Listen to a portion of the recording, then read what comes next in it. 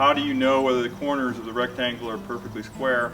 And the answer is very simple. You just measure the diagonals. Just like this wall here, I want to square this up, make sure it's square. So I'll go from that corner up to this corner, take a measurement, and then I'll go over from this corner to this corner, take a measurement. So they should be the same. And if they're not, then you just make an adjustment until they are the same. Now I'd venture to guess probably 90% of the high school kids would also struggle to answer that question because they haven't had practical life experience with mathematical problems. In fact, I remember when I was in high school, I'd have classmates be frustrated because they didn't feel like they'd ever used the math. They're like, oh, I'll never need this. There's no purpose for it.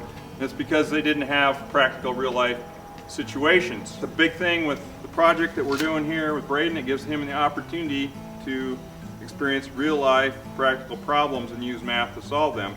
This is a very simple example. Later on when we're doing the hip roof line and calculating angles, we'll be actually using some trigonometry, which is quite eye-opening as to how complex that can be, and it actually takes a pretty smart guy to figure out how to cut the boards for the hip roof.